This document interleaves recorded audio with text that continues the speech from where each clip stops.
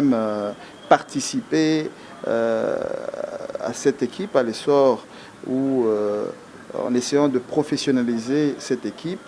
Et cet appel qu'on nous a fait de réunification m'a concerné personnellement.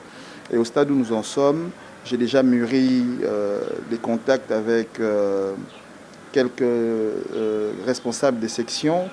Je crois que je vais maintenant, comme je l'ai annoncé la dernière fois, approcher les différentes parties, si on peut appeler ça comme ça, parce qu'on n'en est pas encore à la scission complète. Il faut qu'on évite que ce club puisse disparaître.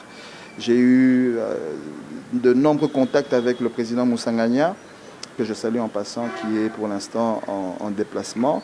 Je suis en contact avec d'autres dirigeants du club. Et donc, on doit poursuivre parce que je profite pour remercier le président Constant Omari pour ces gestes, cet acte responsable en tant que patron du football congolais, d'avoir remis l'église au milieu du village. Et cela ne peut pas se limiter à cela. Il faudrait qu'on prenne des initiatives, qu'on se mette à table en tant que responsable pour voir comment est-ce que les choses peuvent s'améliorer et que ce club puisse retrouver la place qu'elle avait d'antan. Et au départ, des idées et du plan de développement qu'on avait mis d'antan, je crois qu'il y aura une possibilité qu'on relève le niveau et qu'on puisse finalement amener cette équipe là où elle doit être. Amener cette équipe là où elle doit être, c'est Mayaka, mais ceux qui nous suivent peuvent également se poser des questions. Parce que lorsqu'il y a eu la crise qui a amené à ce que la réconciliation soit faite, on ne citait jamais Jean-Max Mayaka. On citait 3 personnes, Moussa Ngania, Tingi et Mukuna.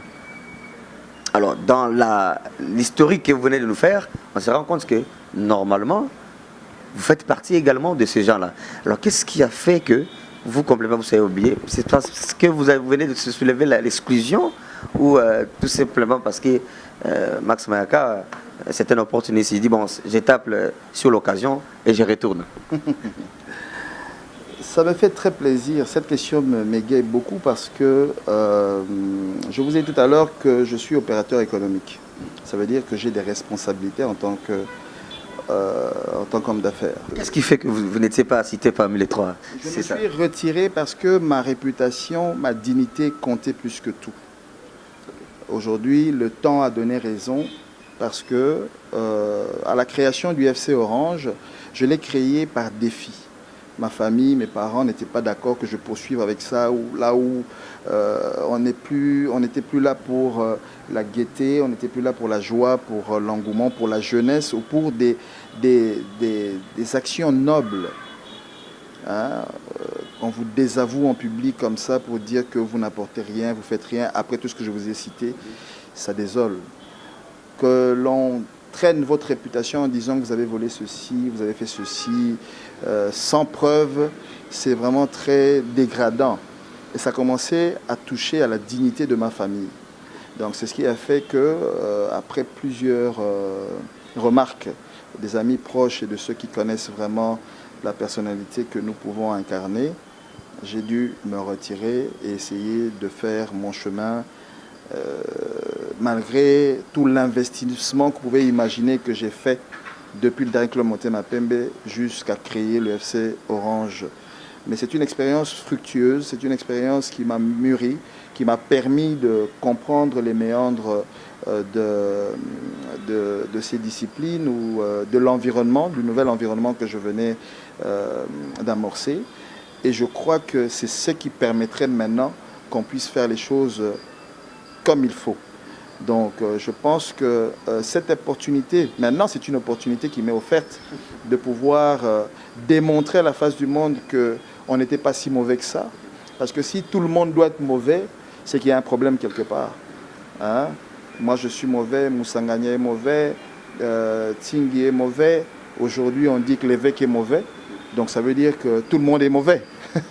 Mais je poserai une seule question.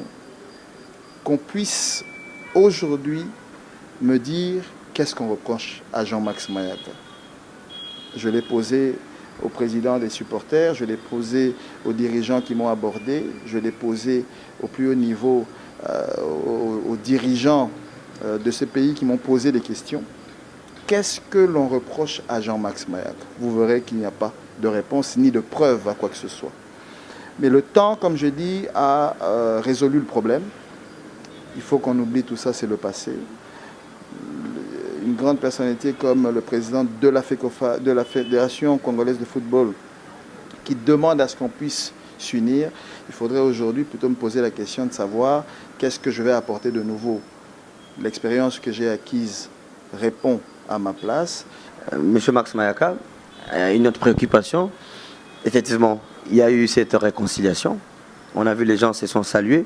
Est-ce que réellement cette réconciliation est sincère, monsieur Max Mayaka? La volonté y est, parce que déjà le fait que